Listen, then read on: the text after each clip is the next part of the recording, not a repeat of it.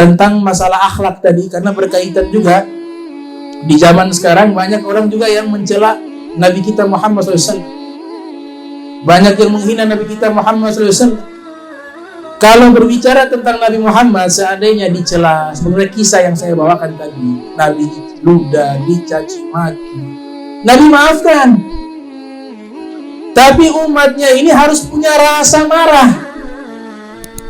Ini Nabi manusia mulia, gak boleh dihinakan, gak boleh dilecehkan. Harus ada rasa marah dalam hati.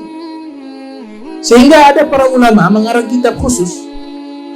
Di antaranya Taqiyuddin As-Subki punya kitab namanya As-Saiful Maslul ala man sabbar Rasul. Kitab tersebut membahas hukum mati bagi orang yang menghinakan Nabi Muhammad, tapi lewat konstitusi. Tapi sebagian ulama mengatakan dibunuh langsung, gak apa-apa. Minta tobat, dia gak mau tobat, dibunuh. Ulama kedua mengatakan tidak boleh, lewat pengadilan konstitusi. Kitab khusus Taqiyuddin As-Subki. Ada juga ulama namanya As-Sayyid Abdullah bin Muhammad bin Siddiq Al-Ghumari. Beliau punya kakak namanya Sayyid Ahmad bin Muhammad bin Siddiq Al-Ghumari. Ini hafal hadis 500.000 hadis Nabi SAW. Isi hadis dengan rantaian sanad.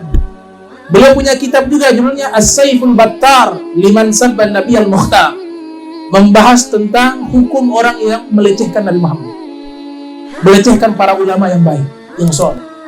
Itu ada hukuman berat. Jadi gak boleh sembarangan. Ada juga Ibnu Hajar Haytham punya kitab namanya Al-I'lam bi Khawatir Islam. Lahir 909 Hijriah, meninggal 974 Hijriah. Punya kitab membahas dosa-dosa yang menyebabkan orang keluar dari Islam. Di antaranya melecehkan Nabi Muhammad. Kalau orang kafir menistakan, sama hukumnya orang Islam. Tidak mau taubat, hukum mati. Hukum mati dalam kitab para ulama.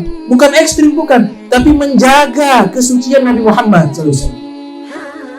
Menjaga kemuliaan Nabi Muhammad SAW. Kalau berbicara Nabi Muhammad waktu itu dicela, itu Nabi Muhammad. Beliau maafkan, tapi umatnya nggak boleh.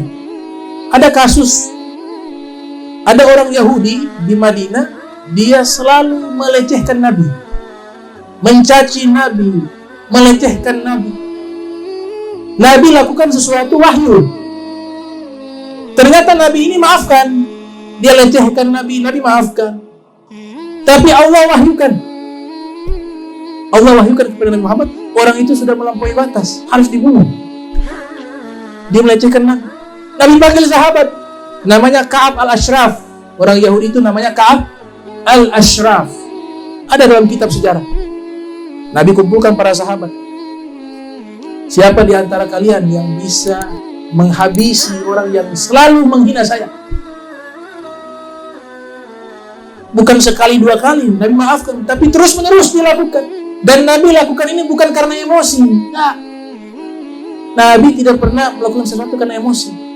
Itu pernyataan kesepakatan para sahabat. La yaghdab li nafsihi. Nabi tidak pernah marah karena masalah pribadi. Walakin yaghdab lillah. Tapi kalau Nabi marah itu karena Allah. Ini wahyu, Allah yang suruh.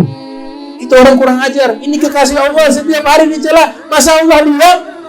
Kalau Allah saja tidak diam, bagaimana umatnya yang mengaku cinta kepada Nabi Muhammad SAW?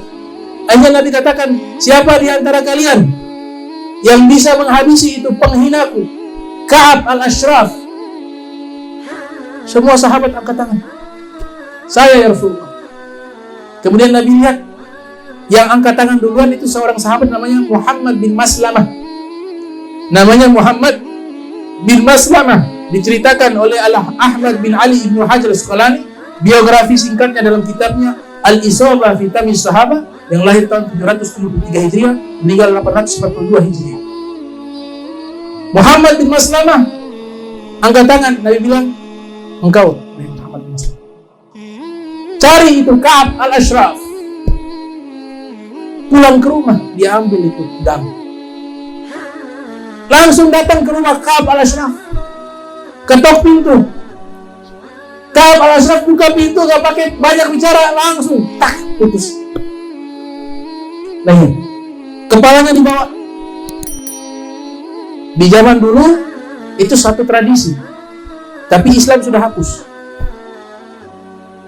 Jadi zaman dulu itu kalau kerajaan-kerajaan, kalau kita baca sejarah, ada yang bermusuhan harus dibunuh, bukti sudah dibunuh, dibawa kepala, taruh depan, baru puas. Nah ini tradisi orang-orang Romawi dan orang-orang Persia.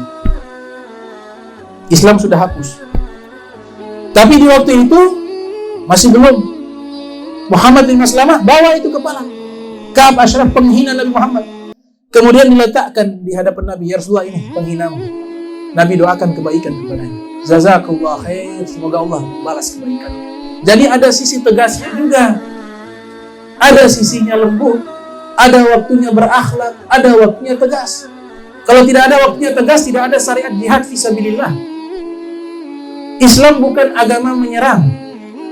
Islam bukan agama menyerang, bukan agama zalim, tapi Islam juga bukan agama cemen. Islam agama yang mengajarkan keberanian. Orang yang berani tidak punya rasa keberanian, maka tidak sempurna keimanannya. Orang yang lari dalam peperangan, minal kabair, termasuk dosa besar.